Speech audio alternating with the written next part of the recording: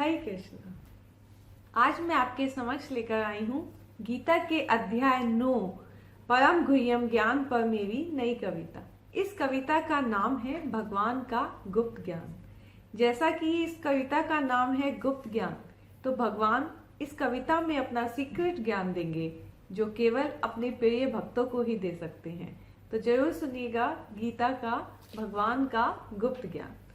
भगवान बोले, हे अर्जुन, आज मैं दूंगा तुमको गुप्त ज्ञान जो तुम्हारा सभी दुखों से सदैव करता रहेगा कल्याण। दे रहा हूं तुमको ये ज्ञान क्योंकि तुम मुझसे प्रेम करते, दोष रहित हो अर्जुन तुम, मुझसे कभी ईर्ष्या नहीं करते।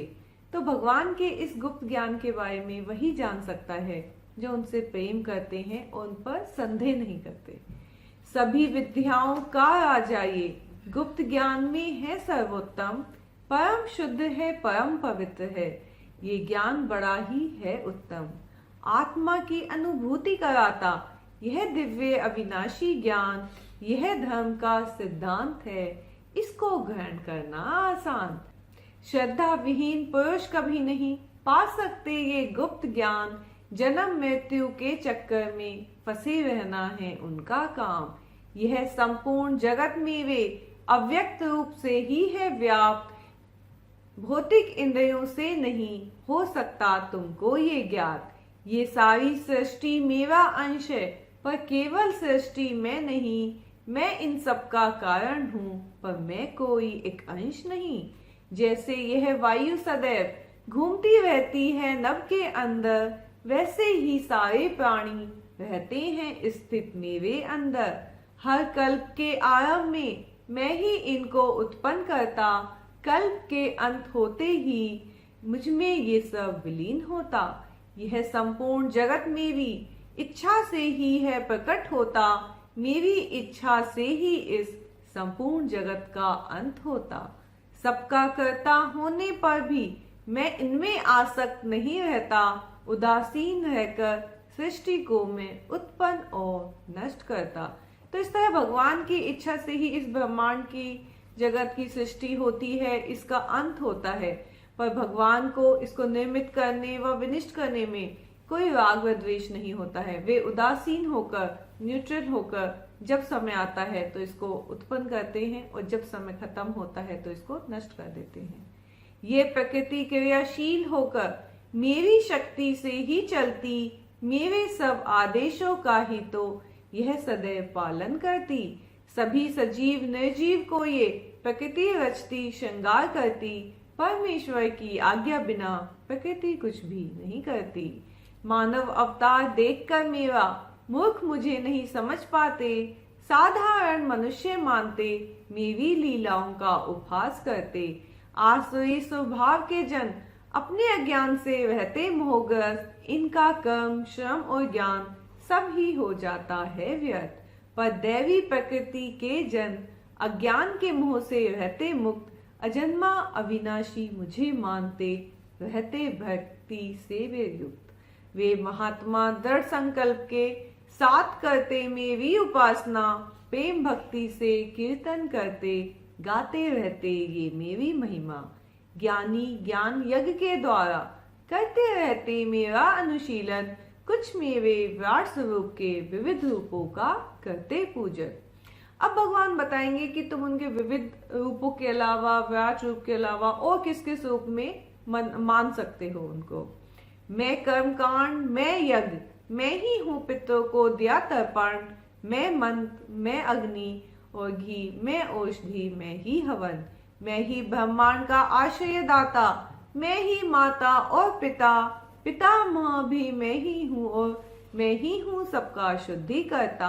ओंकार का पवित्र ओम हूँ, मैं ही हूँ चारों वेद, मैं स्वामी मैं पालन करता, मैं ही हूँ जीवन का भेद। मैं शरण में परम धाम, मैं ही हर पल का साक्षी हूँ, मैं तुम्हारा परम हितैषी, मैं ही तो ये पूरी सृष्टि हूँ। मैं भूमि इस जग का आधार, मैं ही विश्राम स्थल हूँ, मैं ही उत्पत्ति का बीज और मैं ही सृष्टि का प्रलय हूँ।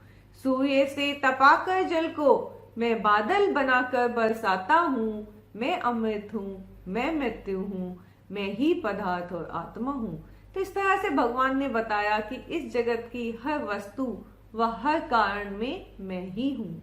जो वेदों का पठन करते व देवताओं का पूजन करते, सोमरस पान करने के लिए स्वर्ग की कामना रखते, पुण्य कर्म करते रहते हैं और पाप कर्मों को नहीं छूते, इंद्र के धाम स्वर्ग पहुँचते, देवताओं के भोग भोगते, पुण्य कर्म खत्म होते ही वे पृथ्वी लोक पर लौट के आते हैं, वेद ज्ञान से भ्रमित होते जन्म मृत्यु के चक्र में फंस जाते हैं। किंतु जो सदैव प्रेम भाव से केवल मुझको ही ध्याते हैं, मैं उनका पालन करता और वे मेरी रक्षा में रहते हैं। कुछ लोग श्रद्धा से अन्य देवताओं का पूजन करते हैं, वास्तव में मुझको ही भजते, पर वे ये नहीं जानते हैं मैं ही सब यज्ञों का भोक्ता, मैं ही सब यज्ञों का स्वामी। पुनः जन्म लेना होता उसे जिसने ये बात न जानी। देवताओं की उपासना करने वाला देवलोक को जाता है, पितरों का पूजन करने वाला पितरों के पास पहुंचता है, भूत प्रेत का संग करने वाला भूतों की नगरी जाता है, पर जो मेरा पूजन करता वो मेरे निवास को पाता है। तो इस तरह हम जिनका भी पूजन सर्वश्रेष्ठ मानकर करेंगे, मृत्यु के बाद उन्हीं के लोक में जाएंगे। अब भगवान बताते हैं कि उन्हें प्रसन्न करना कितना आसान है। जो भी पत्र, पुष्प, फल और जल मुझे अर्पित करता है, प्रेम पूर्वक और भक्ति के संग मुझे स्वीकार होता है। चाहे कर्म करो या भोजन, चाहे तपस्या या दान कर्म, सर्वप्रथम मुझे अर्पित करके भोगना है तुम्हारा कर्म। इस तरह कर्म के पुण्य फलों से तुम सदा मुक्त रहोगे। संन्यास योग का मार्ग ही मेरे धाम को प्राप्त करोगे। भगवान यही कहते हैं कि अपना हर कर्म मुझे अर्पित करोगे तो तुम पुण्य कर्मों से मुक्त होकर मेरे धाम को प्राप्त कर सकोगे, अन्यथा पुण्य कर्म करने से स्वर्ग लोक की प्राप्ति होगी। ना मैं किसी से द्वेष करता, ना ही पक्षपात करता हूँ, सभी जीवों को प्रेम करता, सब पर संभाव रखता हूँ। पर जो श्रद्धा व प्रेम पूर्वक सदैव मुझे ही भजते रहते, वे ये सब जान जाते हैं भगवान ही है कृपा करते। अधम पापी भी मेरी भक्ति कर धर्मात्मा बन सकता है, अटल निश्चय से भक्ति कर शांति को प्राप्त करता है। यही सत्य है कि अर्जुन, मेरे भक्त का विनाश नहीं होता। स्त्री, वैश्य, शूद्र या पापी सभी को मैं सुगमता से मिलता। धर्मात्मा, ब्राह्मण और आश्री को फिर क्या डर है, ये सब तो पहले से ही मेरी भक्ति पथ पर अग्रसर है। इसलिए अर्जुन सदैव मन बुद्धि से करना मेरा चिंतन, भक्ति पूर्वक नमस्कार करना और करना मेरा ही पूजन। मुझसे पूर्ण रूप में तल्लीन होकर होना तुम मेरे परायण, मेरे परम धाम आओगे और मिल जाएंगे तुम्हें नारायण। तो इस तरह भगवान इस अध्याय में अपना गुप्त ज्ञान देते हैं कि मैं क्या क्या हूँ, और मेरी भक्ति अगर पापी भी करेगा तो वो भी मेरे धाम आ सकता है, पर अगर अन्य देवताओं, पितरों या भूतों को सर्वश्रेष्ठ मानकर उनकी पूजन करोगे तो उनके लोकों तक ही जा पाओगे, मेरे लोक तक नहीं आ पाओगे और बाद में फिर से जन्म मृत्यु के चक्र में फंस जाओगे। और ये गुप्त ज्ञान केवल भगवान कहते हैं कि मेरे प्रियजनों के लिए ही है। तो इस तरह आज अध्याय 9 की कविता खत्म हुई और आज हमारी आधी गीता खत्म हुई है। अध्याय 10 पर कविता लेकर मैं आपके समक्ष जल्द लाऊंगी। धन्यवाद। हरे कृष्णा।